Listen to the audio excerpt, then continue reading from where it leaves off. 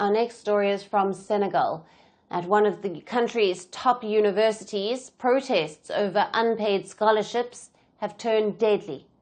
A medical student has been killed in the clashes. His death has further angered the youth in a country where unpaid financial aid for students has been a burning issue for several years now. Now, the incident occurred on Monday at the Cheikh Anta Diop University in Dakar. In a shocking video, students were seen falling from a burning building at the university, while burned-out cars and broken barricades littered the campus. This, as tensions between police and student protesters soon escalated into deadly clashes that claimed the life of a second-year medical student, Abdoulaye. Now, since then, authorities have suspended classes indefinitely and have closed student housing, forcing thousands of students to leave the university. After Ba's death, both the police and students have shared their own version of what happened during the clashes. One of the student leaders has claimed that Ba did not participate in the protest, yet he was beaten by police in his room. Because this is a political failure, an economic failure. Because we cannot accept that even today, in the 21st century, students are demanding their scholarships and end up being killed simply for asking for their grants. That is deplorable.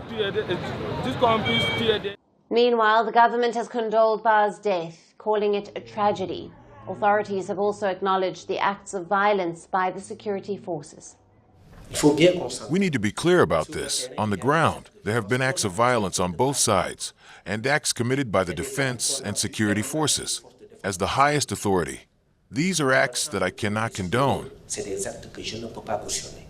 Senegal's Interior Minister also said that they had received precise intelligence that certain people were planning to attack campus facilities. He said that authorities found tear gas grenades and weapons during searches of student rooms.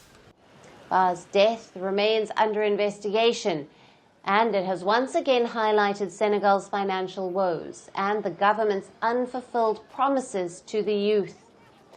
Since December, students have been clashing with security forces over unpaid financial aid. Students seek full payment of backlogged scholarships. Many of them have reportedly not received aid for 4 to 5 months now. And they have also rejected the government's proposal to pay only the principal amount without arrears.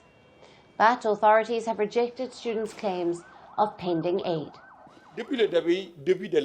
Since the beginning of the academic year, scholarships have been regularly paid on the 5th of each month. To date, the state does not owe students any scholarship arrears. L'État ne doit aucun arriéré de bourse aux étudiants. Despite repeated protests and clashes, the Senegalese government has praised its public spending on student support and has even said that it was ahead of the US and its neighbors. I must remind you that this year, the state spent 105 billion on scholarships for the year 2025. For comparison, our Ivorian neighbors are at 39 billion, Benin at 12 billion. This shows that Senegal is a country that spends enormously on social services and study grants. The latest protests have reflected the wider youth dissatisfaction in Senegal. The deadly clashes are an alarming reminder for a country where 3/4 of the population is under 35. When President Bassirou Diomaye Faye won the 2024 election, he had raised hope for change. The youth believed him.